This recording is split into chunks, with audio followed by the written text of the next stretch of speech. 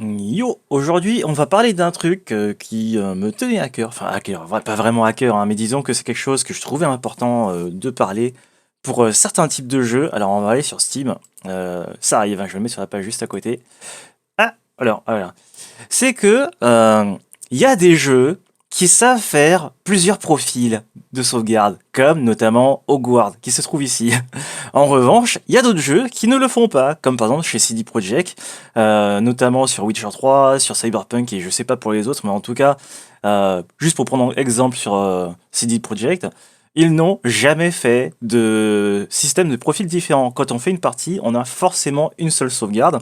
Cependant, on peut sauvegarder plusieurs fichiers séparés, mais après ça oblige, quand on veut charger ses parties, à aller chercher laquelle est, comment dire, laquelle on veut lancer. Et quand on a plein de fichiers, on peut s'y perdre, ça peut être très chiant et un peu fastidieux de devoir chercher les sauvegardes.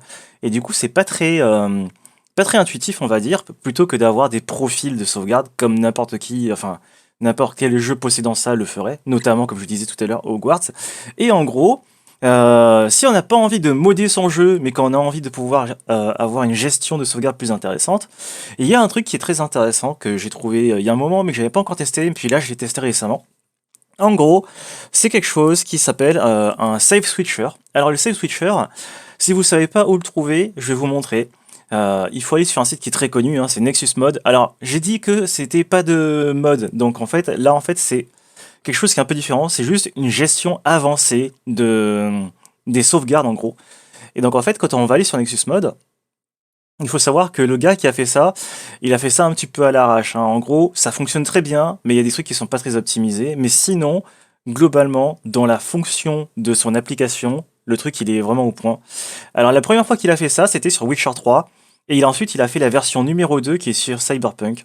Donc je vous conseille de passer sur Cyberpunk et de pas prendre la version Witcher 3 parce que celle-là, comme elle est plus avancée et plus aboutie, elle fonctionne mieux. Donc en fait, si jamais, admettons, hein, les jeux ne sont plus en top dans la liste et qu'ils sont en bas, que vous n'avez pas envie de chercher parmi tous les jeux, vous pouvez chercher là-haut. Attention, regardez bien ici, il y a marqué mode. Cliquez là et allez sur game, sinon ça va vous chercher des modes qui ont le nom Witcher dans les modes. Donc là, bah, admettons, on passe pas comme ici, hein. On va marquer Cyberpunk, sauf qu'il est déjà en bas, hein. Attends, hop, Punk. Et là, si je fais Enter, normalement, il m'en trouve qu'un seul. Ah non, il y a un autre truc. Bon, bref. Et donc, on va aller là-dessus. Et une fois qu'on est dans la catégorie de Cyberpunk, on va encore revenir là-haut et on va marquer Save Switcher. Normalement, ça se trouve qu'un seul fichier. Voilà, c'est celui-là. Et donc, ce truc-là, en fait, à la base, quand il l'a codé, c'était censé être uniquement pour le jeu de Cyberpunk. Mais en fait, vu que son truc est quand même relativement bien codé, on peut l'utiliser pour n'importe quel type de jeu, vu que tant qu'il y a un système de sauvegarde, vu que ça gère les sauvegardes, et ben au final ça fonctionne. Donc en gros ce truc là, une fois que vous l'aurez téléchargé en passant par ici, vous cliquez sur téléchargement manuel, vous aurez le choix entre téléchargement rapide ou lent, vous cliquez sur lent mais ce sera très rapide parce que ça pèse rien. Et une fois que c'est enregistré, tout ça, eh bien votre application elle va ressembler, alors je l'ai juste à côté, elle va ressembler à ça. Donc ce machin-là, moi on peut voir que j'ai déjà fait mes petits tests sur Cyberpunk et sur Witcher. Witcher notamment, ce que je voulais c'était avoir justement un build avec chaque set d'armure de sorceleur. Donc en gros, par défaut, vu qu'il a été codé pour Cyberpunk, comme je le disais tout à l'heure, c'est pour ça que d'ailleurs qu'il y a le logo, hein, de Cyberpunk, quand vous allez aller chercher, cliquer ici, vous allez avoir automatiquement en fait le chemin d'accès qui va sur Cyberpunk. Si vous voulez autre chose, il vous suffit de cliquer là-dessus. Là, je vais pas le faire, mais en fait, quand vous cliquez sur le texte, ça va vous ouvrir une fenêtre pour ensuite aller chercher vous-même manuellement où se trouve votre point exe du jeu pour le lancer. Une fois que c'est fait et qu'ensuite vous avez aussi défini l'endroit où vous voulez que vos sauvegardes se fassent, et ben c'est bon, vous pouvez fermer ce truc-là et puis ben let's go quoi. Donc à savoir aussi que si jamais vous avez laissé par défaut sur Steam et que vous n'avez pas mis votre jeu ailleurs que sur Steam, vous pouvez tout simplement cliquer là-dessus et vous n'aurez rien à toucher, ça sera automatique, ça ira automatiquement chercher l'endroit où ça se trouve. Mais sinon, si comme pour moi, vous l'avez mis ailleurs que par Steam, dans ce cas-là, c'est mieux de passer par la version manuelle. Et une fois que c'est fait, vous n'avez plus besoin d'y toucher. Sachant qu'il y a un truc aussi pour la backup. Vous avez aussi l'autosync pour que ce soit automatiquement, comment dire, que votre backup soit automatique. Ce qui fait que vous ne perdrez jamais vos fichiers de jeu. Une fois que vous avez fait tout ça, vous aurez rien du tout ici parce que vous venez de faire votre truc. Donc pour ajouter, vous cliquez tout simplement sur le petit plus.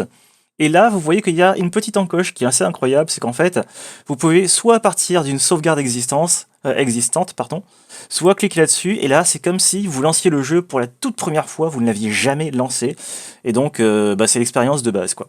Donc vous avez ces deux possibilités-là. Après, évidemment, vous mettez votre nom et tout et tout. Une fois que c'est fait, vous pouvez éditer évidemment le nom de votre sauvegarde, vous pouvez la foutre à la poubelle pour la supprimer, et ensuite, il n'y a plus qu'à la charger. Si vous avez plein de sauvegardes comme moi, là par exemple moi je suis sur la vipère, donc là le bouton il est grisé. Si je veux aller sur l'ours, là je clique sur load et ça me balance l'autre sauvegarde. Attention, update, faites très attention, ne cliquez jamais dessus, c'est un bouton très dangereux. Update, qu'est-ce que ça veut dire? Ça veut dire que admettons, là je suis sur ce fichier là, et j'ai envie de faire une duplication de la vipère sur une autre sauvegarde. Je vais cliquer là-dessus, je vais faire update, et en fait ça va m'updater la sauvegarde qui est ici, là-dessus. Donc là, très attention, ne faites surtout pas ça. À savoir que, vu que cette fois-ci, ce truc-là, cette application, ça va être votre nouveau launcher pour gérer vos différentes sauvegardes, les statistiques sur Steam ne seront pas mises à jour, parce que vu que Steam ne considérera pas que vous l'avez lancé là-dessus, il va pas vous dire, ok, vous avez joué pendant tant de temps, vous avez fait tel succès et tout, il va pas comprendre. Donc c'est la petite particularité, il faut faire attention, c'est qu'en fait, Steam n'est plus accroché au jeu, mais passe toujours par Steam. C'est un peu bizarre comme truc, mais en gros c'est comme ça.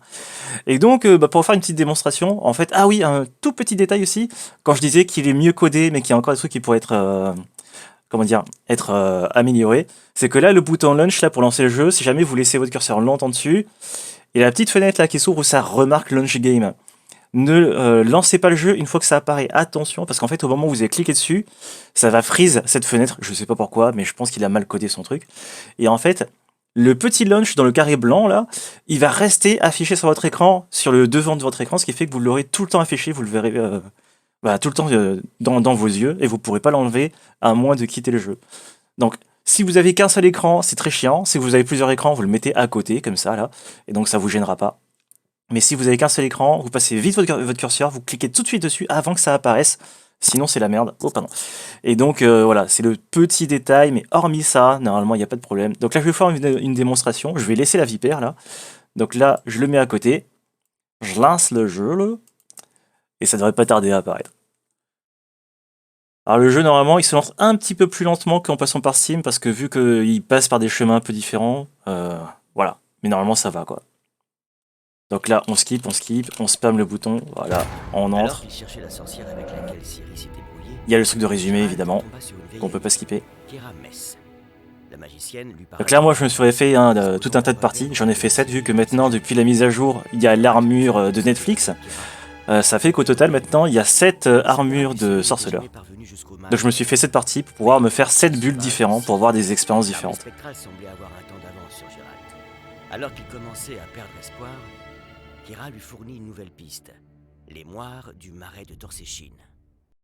Après, si on veut qu'avoir qu'une seule si on ne veut avoir qu'une seule sauvegarde, mais par contre pouvoir avoir différents types de builds, je crois qu'il doit exister des modes qui permettent justement de faire un gestion de build pour qu'en fait, quand on est sur notre partie, là, ici, on n'ait pas besoin de faire manuellement à la main 1, on enlève 2, 3, 4, 5. Ensuite, quand on a fini d'enlever tous nos équipements à la main, on va dans personnage, on modifie tous nos bidules à la main. Ça, c'est très long, très fastidieux. Si on passe de l'un à l'autre juste en un clic, je crois qu'il existe des modes qui permettent justement d'avoir un switch de build. Mais ça, j'ai pas regardé. Mais du coup, ça, c'est la version où il y a 0 mode. Comme je disais, c'est que de la version, de la gestion de sauvegarde. Donc là, je suis avec mon stuff de la vipère, qui est basé sur le poison et tout et tout. Donc là, on a bien vu, je suis là-dessus. Et ça permet aussi un truc, c'est que quand on regarde ici, au niveau des... Ah, oh là là, qu'est-ce qui s'est passé? Ah oui, c'est parce que je l'ai lancé avec Steam, et Steam, il a pas aimé, il m'a remis tout. Ah oui, oui. Ah oui, ne relancez surtout pas avec Steam, parce que, en fait, si jamais vous le lancez avec Steam, il y a le cloud qui est activé. Alors, il faut désactiver le cloud. Si vous ne l'avez pas fait, ce qui va se passer, c'est que comme moi, en fait, ça va récupérer toutes vos sauvegardes de Steam et vous les ajouter à l'intérieur. Et ça, c'est un truc qu'on veut pas. En fait, justement, le fait de passer par un save switcher, comme je le montre là actuellement, c'est que ça permet d'avoir des sauvegardes qui sont ultra propres. Normalement, vous avez qu'un seul fichier qui apparaît ici et le reste, c'est propre. Ce qui fait que vous n'avez pas à chercher, alors oui, c'est ça, c'est ce machin, c'est ce truc-là, je sais pas quoi. Là, non, non, non, non. Vous avez un fichier, c'est là-dedans, point barre. Donc là, pour le coup, moi, vu qu'en fait, juste avant, j'ai lancé avec Steam pour voir comment ça se passait, et bah Steam, il m'a tout retéléchargé. Donc voilà, c'est les petits trucs où il faut faire très attention. Mais donc là, maintenant, on a vu, là, on était sur la vipère, on va passer sur l'ours. Donc là, je fais load, je vais recliquer sur launch, mais je le remets à côté, histoire de ne pas avoir la fenêtre dans les yeux. Hop. Là, pareil, ça va arriver, ça va arriver. Et là, en théorie, vu que je passe par une autre sauvegarde, je ne devrais pas avoir ce truc de toutes les sauvegardes qui se sont affichées. On va vérifier, on sait jamais. Hein. Mais ouais. Donc là, c'est parti. On va se retaper l'intro. Avec laquelle Ciri s'était brouillée, Gérald tomba sur une vieille amie, Kera Mess. La magicienne lui parla d'un mage masqué disposant d'un repère dans lequel Ciri aurait séjourné. Gérald poursuivit donc sa route avec Kera, en quête du repère du mage. Il s'avéra que Ciri n'était jamais parvenue jusqu'au mage elfe. Mais la chasse sauvage, si. L'armée spectrale semblait avoir un temps d'avance sur Gérald. Alors qu'il commençait à perdre espoir, Kera lui fournit une nouvelle piste. Les moires du marais de Torséchine. Voilà. Donc ici, bah, on vient de le voir, je suis sur une autre armure. Donc c'est vraiment une sauvegarde différente. Et donc là maintenant, si je fais échappe et que j'allais dans sauvegarde, voilà. Ça, c'est comme ça que ça doit apparaître. Normalement, on n'a qu'un seul fichier, et grâce à ça, il n'y a pas besoin de regarder, oui, machin, bidule, chouette. Non, non, c'est un point barre, c'est ici. Après, évidemment, quand on va dans charger, il y a les sauvegardes automatiques et la sauvegarde manuelle hein, qui apparaît en vert. Mais en dehors de ça, dans sauvegarde, c'est propre. Et c'est ça qui est intéressant. Donc voilà, comme ça évite d'avoir à aller justement, bah, comme je disais tout à l'heure, hein, quand on va dans le menu ici, on n'a pas besoin hein, de faire tout à la main. Et on a vraiment des trucs qui sont totalement différents, qui n'ont rien à voir avec la partie juste avant. Donc c'est la petite optimisation. Hein. Juste, bon, faut passer par un truc externe. Mais en dehors de ça, sinon, bah, c'est génial, quoi. Et donc là, on voit bien qu'on est sur l'ours. Là, je peux retourner sur la vipère. Je refais load. Et on est redessus. Donc là, ben, du coup, c'est marqué comme ça. Hein. Donc là, si on veut savoir à combien de temps on a passé sur les parties, ben, ça se trouve ici. Donc là, si on fait le cumulé, on sait combien on a passé de temps. Et vu que c'est codé évidemment en américain, bah là c'est janvier, le 3e jour de janvier. Enfin bref, c'est en anglais quoi.